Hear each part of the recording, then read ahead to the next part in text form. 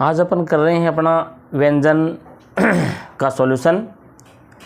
हिंदी में व्यंजनों की संख्या होती है, व्यंजन पूछे हिंदी में व्यंजन कितने होते हैं, व्यंजनों की संख्या अपनी हो जाएगी यहाँ पर 33, द आंसर हो जाएगा।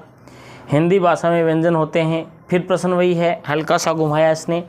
हिंदी भाषा में व्यंजन होते हैं 33, आपके दिमाग में आ रहा होगा 33 यहाँ किसी भी ऑप्शन में नहीं है। जब 33 नहीं आता है तो अपन ऑप्शन कर देंगे 35, क्योंकि दो व्यंजन हैं, एक तो आपका ड और एक ढ, ये दोनों व्यंजन हैं वो बढ़ा दिए गए हैं। इस प्रकार 33 + 2 = 35 हो जाएंगे।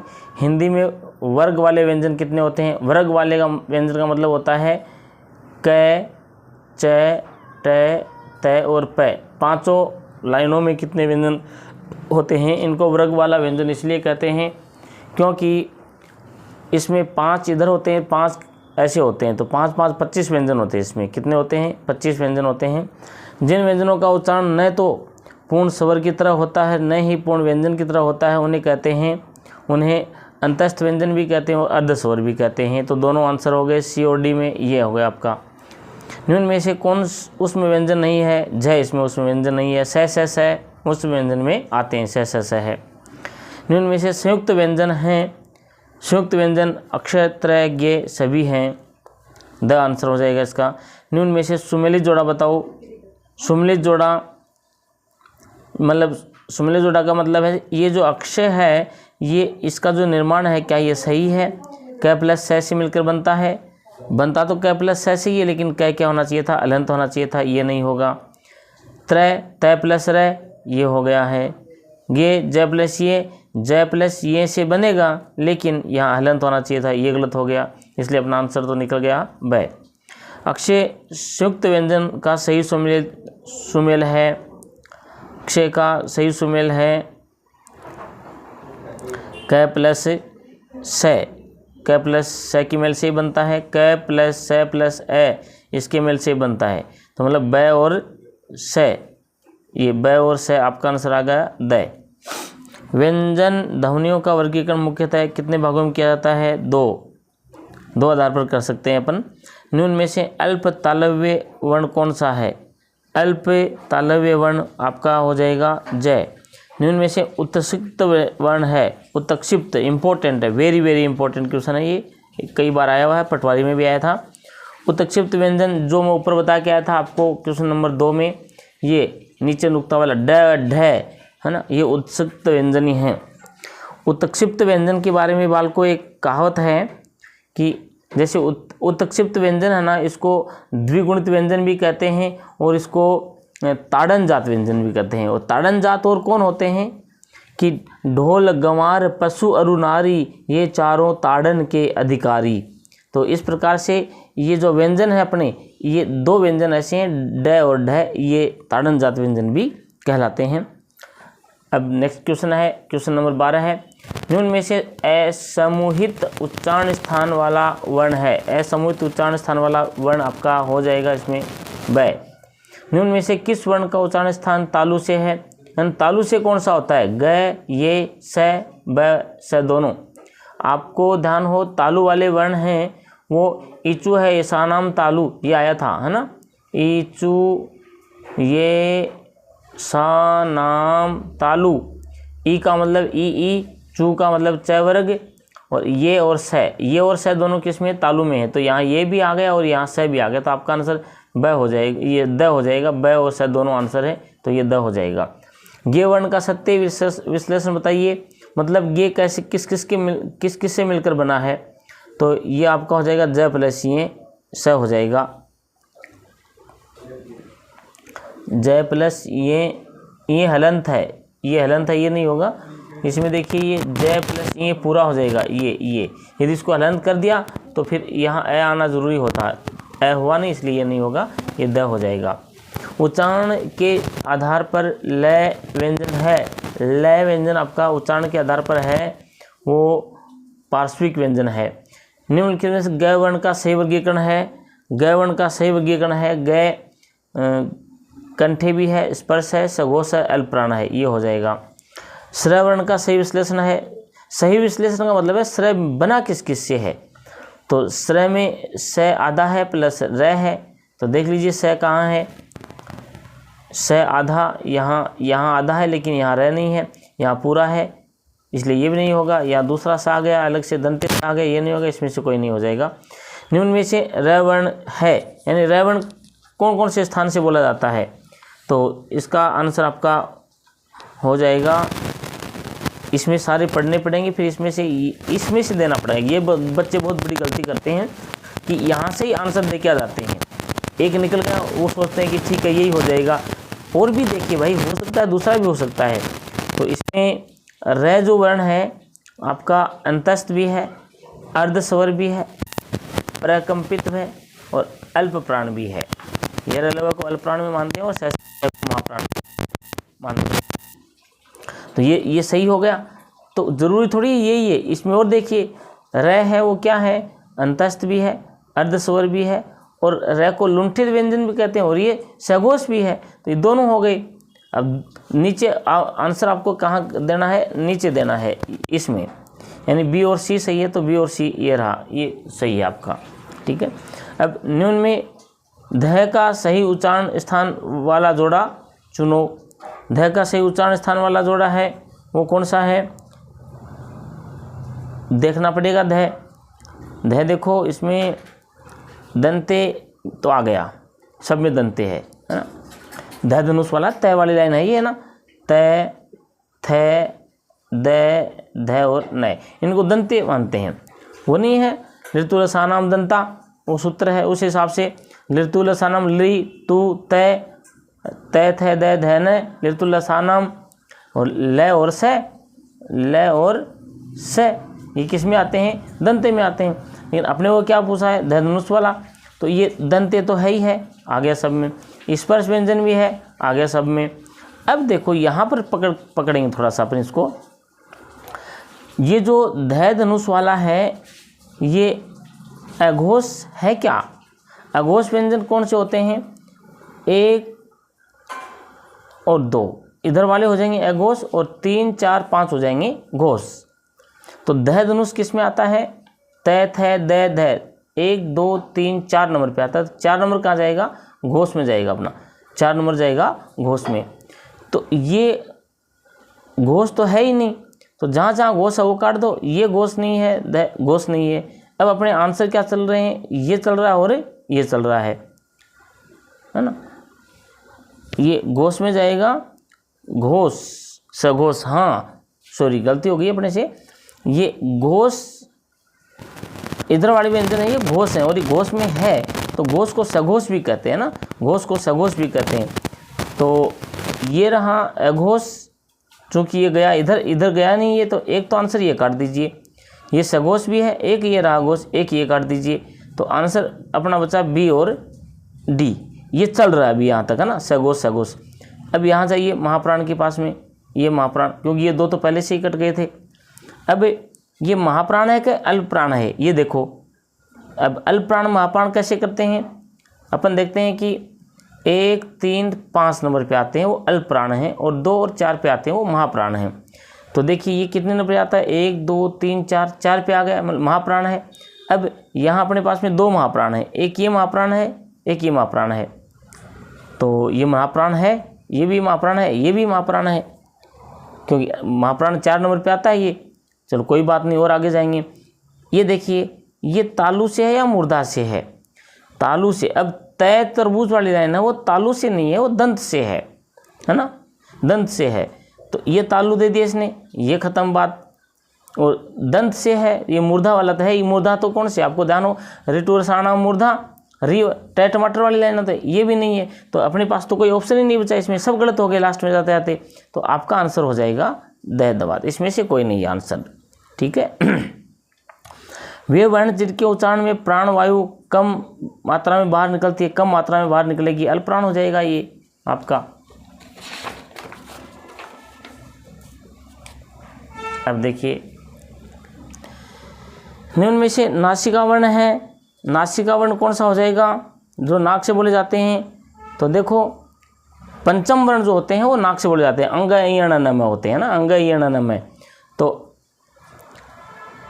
ये अण है, ये अण, न और अण, और मैं और अंग और ये देखो ध्यान से, ये अंग नहीं है, ये उत्तरसिक्त व्यंजन दे दिया जो नाक से नहीं बोला जाता है, तो एक जोड़ा खत्म हो गया है। इसमें जो है वो भी है, इसमें है वो भी है, और इसमें है वो भी है। तो बी, सी और डी आंसर कहाँ देख लीजिए, बी सी डी, ये इसका आपका आंसर हो जाएगा। निम्न में से प्रयत्न विधि के आधार पर वर्णों का वर्गीकरण कीजिए। प्रयत्न विधि के आधार पर वर्ण हैं वो कितने प्रकार के हो सकते हैं? प्रयत्न विधि के आधार पर सभी प्रकार के हो सकते हैं। ये भी है, ये भी है, ये भी है, तो आपका आंसर हो जाएगा सभी प्रकार के। ये बहुत अच्छा प्रश्न है, वेरी वेरी इंपॉर्टेंट है, आता भी है। अब देखिए, इनसे अपने को मिलान करना है। अपन जैसे तीसरी चौथी में थे ना, छोटे बच्चे तो मिलाते थे लाइन खींच खींच के वैसे, और नीचे से उत्तर निकालना है। अब जैसे कि मान लीजिए अघोष वर्ण होते हैं, अघोष वर्ण, इनकी संख्या कितनी होती है? 13 ही होती है ना। तो सघोष वर्ण कितने होते हैं? ये 31 होते हैं। अल्पप्राण होते हैं वो 30 होते हैं, और महाप्राण होते हैं वो 14 होते हैं। सुमिलित दे दिया ऑलरेडी पहले से ही, लेकिन जिसको नहीं पता है उसको नहीं पता है। अब आप देखिए, ए के नीचे एक आना चाहिए था, है ना, एक।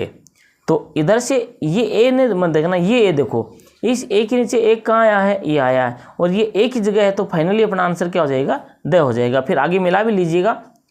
सघोष वर्ण कितने होते हैं? 31, यानी 2 वाले होते हैं, तो यानी मतलब ये बी के नीचे 2 होना चाहिए। ये देखो बी के नीचे 2 आ गया। सी के नीचे 3 होना चाहिए, ये देखो सी के नीचे 3 आ गया।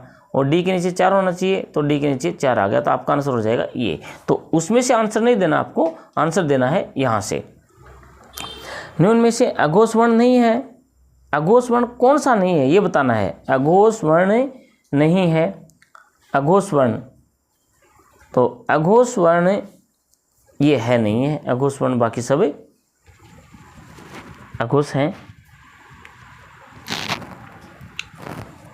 आपको पता है अघोष और सघोष कौन से होते हैं? मतलब अघोष और सघोष, जैसे कि अपने ये हैं क, ख, ग, घ और अंग। इसमें से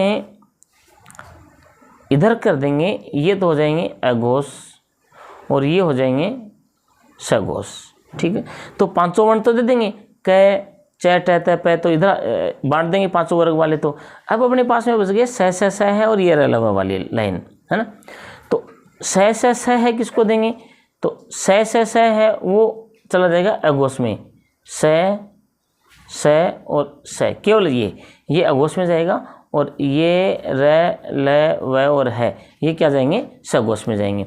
और सभी जो स्वर हैं, सभी स्वर हैं वो भी क्या जाएंगे? सघोष में जाएंगे। अब देखिए प्रश्न क्या पूछ रहा है आपसे, निम्न में से अघोष वर्ण नहीं है, यानी अघोष होना नहीं चाहिए। तो अघोष इधर आ गया ना, स है, ये तो अघोष है, और ये है ये सघोष में आ गया, इसलिए आपका आंसर ये अघोष हो जाएगा। थोड़ा आपको सघोष देखना पड़ेगा, नहीं तो डाउट रहेगा। निम्न में से घोष वर्ण का असत्य युग्म बताइए। घोष वर्ण का असत्य युग्म कौन सा है? इसमें से ये हो जाएगा आपका। निम्न में से अल्प प्राण वर्ण है। अल्प प्राण वर्ण, अल्प प्राण का आपको बताइए 1, 3, 5 होते हैं, तो ये 1 नंबर पे क्या आ गया? आपका हो जाएगा। सत्यकथन बताओ, सत्यकथन कौन सा है? इसमें उत्क्षिप्त व्यंजन ड और ढ होते हैं, बिल्कुल होता है, पहला ही सही है। निम्न में से महाप्राण है। महाप्राण, महाप्राण का मतलब अल्प प्राण 1, 3, 5 पे आते हैं, और महाप्राण 2 और 4 नंबर पे आते हैं। तो इसमें ऐसा अक्षर देखो जो 2 नंबर पे या 4 पे आता है, तो झ नंबर है, च, छ, ज, झ 4 पे आता है, झ कर दीजिए इसका आंसर। निम्न में महाओष्ठाघोष वर्ण है। इसमें कई क्वालिटी पूछी हैं, महाप्राण, ओष्ठे और अघोष, 3 प्रकार की क्वालिटी आ गई है। तो तीनों प्रकार की क्वालिटी वो किसके अंदर है? ब में है, फ के साथ में है। निम्नलिखित में से अल्प तालव्य घोष वर्ण कौन सा है? अल्प तालव्य घोष का वर्ण आपका हो जाएगा ज। अब प्रश्न आ रहा है आपका, निम्न में थ वर्ण का सही वर्गीकरण है। थ वर्ण का सही वर्गीकरण कैसे हो जाएगा? मतलब थ कहाँ आता है? थ स्पर्श में आता है, बिल्कुल सही बात है। सदंते में आता है, बिल्कुल सदंते में ये सॉरी जदंते में, ओह अपन यहाँ है ना। थ स्पर्श में आता है साहब, क्यों? स्पर्श में कहाँ तक है आपको पता है, एक सूत्र है ना वो काद्योमानता स्पर्शा, यानी कैसे लेकर के मैं तक के क्या होते हैं, स्पर्श होते हैं। तो अपना थ कहाँ तक आ गया, मैं से पहले ही आ गया ना, इसलिए स्पर्श भी है। ये तय त्रिभुज वाली लाइन में है इसलिए ये दंते भी है। अब देखिए ये यहाँ थोड़ा देखो, ये अल्पप्राण है, ये अल्पप्राण है, महाप्राण है, महाप्राण है। अब इसमें दो आंसर कट जाएंगे यहाँ पर आकर के। अब थ अल्पप्राण होता है कि महाप्राण होता है, देखो अल्पप्राण कौन से होते हैं, 1 3 5। अब बताओ इसमें से किस जगह आता है ये थ, थ आ गया दो पे, 2 नंबर पे आ गया, इसलिए अल्पप्राण नहीं होगा, महाप्राण होगा। तो अल्पप्राण वाले आंसर हैं ये अपने दोनों क्या हो जाएंगे, कट जाएंगे। अब महाप्राण यहाँ भी है, आंसर 2 चल रहे हैं। अब जाइए फिर आगे, ये एगोस है सगोस है, वही बात आ गई, एगोस सगोस। 1 और 2 नंबर वाले क्या हैं, एगोस, और 3 4 5 नंबर वाले क्या हैं, सगोस। अब देखो थ कितने नंबर पे आता है, थ 2 नंबर पे, 2 नंबर वाला क्या हो जाएगा, एगोस। तो ये रहा एगोस और ये सगोस का आंसर कट गया, आपका आंसर हो जाएगा स। इस प्रकार से आपको ये एक एक को ध्यान में रखते हुए आंसर निकालने पड़ेंगे। हलंत व्यंजन के बाद आने वाले रे को बताने वाला शब्द है। हलंत के बाद में आएगा आपका ड्रम आएगा, ड्रम। ये आप देखते हो ना ड्रम ऐसे करके, ये बचपन में मैं सुनता था बच्चों से कि 2 टांग वाला रे, इसके कोई 2 टांग क्या रे नहीं है, ये एक ही रे है ये, क्योंकि ऑलरेडी पहले से ये हलंत व्यंजन है ड, और इसमें यदि प्लस आप रे जोड़ोगे ना तो वो रे यहाँ आके जुड़ जाएगा, इसलिए आपको 2 टांग वाला रे दिख रहा है। ये कोई 2 टांग वाला रे नहीं है, इसमें आपका ड्रम हो जाएगा। इनमें से स्पर्श व्यंजन की संख्या बताइए। स्पर्श व्यंजन कितने होते हैं, काद्योमानता स्पर्शा, काद्योमानता स्पर्शा, यानी कैसे लेकर के मैं तक क्या होते हैं, स्पर्श होते हैं। और ये मैं तक हो गए कौन से, 5 लाइनों में 25 हो गए। अब देखिए यहाँ पर 25 आंसर कहीं नहीं दिख रहा आपको, 25 नहीं दिख रहा है तो क्या हो गया है कि जैसे कुछ विद्वानों ने अंग इण न में, जो 5 व्यंजन है ना, अंग पंचम वर्ण होते हैं ना, अंग इण मन है, उनको स्पर्श व्यंजन में नहीं माना, उसको नासिक में लेके चले गए हैं। तो यदि उनको हम नासिक में भेज देंगे तो अपने 25 में से 5 नासिक में चले गए, कितने बचे 20, तो हम 20 आंसर कर देंगे। गुरु कामता प्रसाद के अनुसार स्पर्श व्यंजनों की संख्या कितनी है, 25 मानते हैं। गुरु कामता प्रसाद जी हैं, बहुत बड़े गुरु रहे हैं, व्याकरणविद हैं बड़े, इन्होंने अपनी संख्या मानी थी 25। व्यंजन वर्णों का वर्गीकरण मूलतः कितने भागों में किया जा सकता है, एक क्वेश्चन शायद रिपीट हो रहा है। व्यंजन वर्णों का पहले भी आ गया, 2 भागों में होता है, 2 प्रकार से हम व्यंजनों को बांट सकते हैं। अंग का उच्चारण स्थान कहाँ है, देखिए अंग का उच्चारण स्थान है ना वो कंठ से भी है और नासिका से भी है। क्यों, आपने सुना होगा ना, अंग अकु है विसर्जनानाम कंठा, अकु है विसर्जनानाम कंठा, सूत्र है ना वो, अकु है विसर्जनानामो कंठा। तो आ कु का मतलब क वर्ग है और विसर्ग, ये विसर्ग है ना, विसर्जनानाम विसर्ग, ये सब किस में है, कंठ में है। अकु है विसर्जनानाम कंठा, तो अपने को क्या पूछना है, अंग है, तो ये क वाली लाइन में अंग आएगा ना, इसलिए कंठ भी है। लेकिन कुछ विद्वानों ने पंचम वर्णों को क्या कर दिया है, नासिका बता दिया है। तो अब हम क्या करेंगे, ये इसमें से कंठे मानेंगे या नासिका मानेंगे, कौन सा मानेंगे इसमें दोनों में से। मान लीजिए कि ये आपके पापा जी हैं, आप पापा जी के साथ में रह रहे हो, फिर बड़े हो गए, शादी हो गई, अब आप अलग हो गए घर से और ये आपके अलग से घर हो गए, ठीक है। अब आपको कोई पूछे कि तेरा घर कौन सा है, तो क्या तू पापा वाले थोड़े बताएंगे, अपन ये बताएंगे ना, खुद ने कर लिए। तो ये आपके घर हैं, तो पहले ये क्या था, अंग था, वो कंठ वाली लाइन में था, क ख ग अंग कंठे माना जाता था, लेकिन फिर उसने अपना अलग घर बना लिया नासिका वाला। तो बताओ वर्तमान में क्या मानेंगे, हम नासिका मानेंगे इसका, ठीक है। दोनों ऑप्शनों में से एक चुनना पड़े नासिका, और यदि ऑप्शन ऐसा आ जाए, मान लो ए वैसे दोनों है, तो अपन दोनों कर देंगे, लेकिन अपने को चूँकि दोनों में से चुनना है, 4 ऑप्शन भरे हुए हैं, इसलिए नासिका करेंगे। का ये विसर्ग है, दिख नहीं रहा ये आपको इधर, विसर्ग, विसर्ग का उच्चारण स्थान माना जाता है। विसर्ग कौन सा, देखो यही आ गया, अकु है विसर्जनानाम कंठा, विसर्ग मतलब विसर्ग कहाँ से, कंठ से। तो यहाँ देख लीजिए कंठ कहाँ है, एलो महाराज कंठ आया नहीं इसमें, तो क्या करोगे, कंठ नहीं आया तो, कंठ नहीं आया तो आपने देखा होगा कि कुछ विद्वानों ने ये तो 2 वर्ण हैं, है और विसर्ग, कौन कौन है, एक तो है और एक विसर्ग, इन दोनों को काकल्य व्यंजन माना है। काकल, काकल तो देखते हो ना, काकल अपने थोड़े से कंठ से ऊपर आकर के है ना मुंह फाड़ते हैं तो एक छोटी सी जीभ दिखाई देती है, छोटी सी इतनी सी है ना, छोटी सी जीभ है ना, जिसको गांव अपने वागड़ी भाषा में कागड़ा कागड़ा बोलते हैं ना, तो वो कागड़ा काकल कहलाता है। तो अब ये ओष्ठ्य में नहीं आया है तो अपन इसको क्या कर देंगे, काकल कर देंगे, काकल आंसर हो जाएगा। है का उच्चारण स्थान माना जाता है, है का कहाँ माना जाता है, देखो एकु है विसर्जनम कंठा, ये लो कंठ से कर लेंगे है ना। और अब ये काकल भी आ गया, अब बताओ क्या करेंगे, काकल और कंठ आ जाएगा, दोनों में से क्या करेंगे अपन। तो इसमें काकल और कंठ में ये टेम्परेरी माना गया, कुछ विद्वान मानते हैं काकल का। अब यहाँ कंठ था ही नहीं तो अपने को देखो प्रश्न नंबर 37 में कंठ नहीं दिख रहा है, इसलिए अपने को काकल करना पड़ा। लेकिन यहाँ तो देखिए ना आपको कंठ दिख रहा है, तो हम इसका वास्तविक घर करेंगे ना, ये वास्तविक घर है, ये टेम्परेरी घर है, तो हम वास्तविकता कंठ करके आएंगे। निम्न में से असत्य कथन बताओ, असत्य कथन कौन सा है बताएंगे आप। असत्य कथन देखो स्वर यंत्र या अलजीवा वर्ण है और विसर्ग होते हैं बिल्कुल। न है, ल है, म है, स है, वर्तस्य वर्ण होते हैं बिल्कुल, ये भी होते हैं, ये भी सही है, ये भी सही है। आपको असत्य बताना, ध्यान रखना क्या बताना है, असत्य। प वर्ग अध्रोष्ट के पूर्ण सहयोग के बिना ध्वनित हो सकता है, ये गलत बात है। ये जो प पतंग वाली लाइन है ना, प फ ब भ म, ये अध्रोष्ट, ये अध्रोष्ट कौन सा होता है टाबरो, अध्रोष्ट। अध्रोष्ट का मतलब होता है नीचे वाला होठ। और आप मुझे कमेंट करके बताइए कि नीचे वाला होठ क्या काम आता है, नीचे वाला होठ क्या काम आता है। अब कोई लड़ाकू होगा तो सर डुक मार के तोड़ देंगे, ये बोल देगा। कोई ये लड़कियां होंगी तो गुरुजी लिपस्टिक लगाते हैं, ज़्यादा इसी की लगती है, ऐसा कुछ भी नहीं है। अपने तो इसमें आइए, पढ़ाने वाले सिस्टम में आइए, किस में आता है ये, है ना। ये अध्रोष्ट जो होता है, प जो वर्ग है, प वर्ग को बोलने के काम में आता है।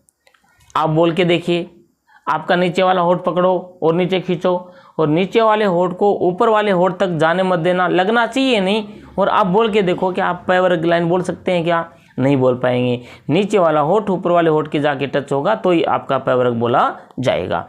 इसलिए ये गलत कह रहा है कि प वर्ग अध्रोष्ट के पूर्ण सहयोग के बिना ध्वनित हो सकता है, नहीं हो सकता, ये गलत है।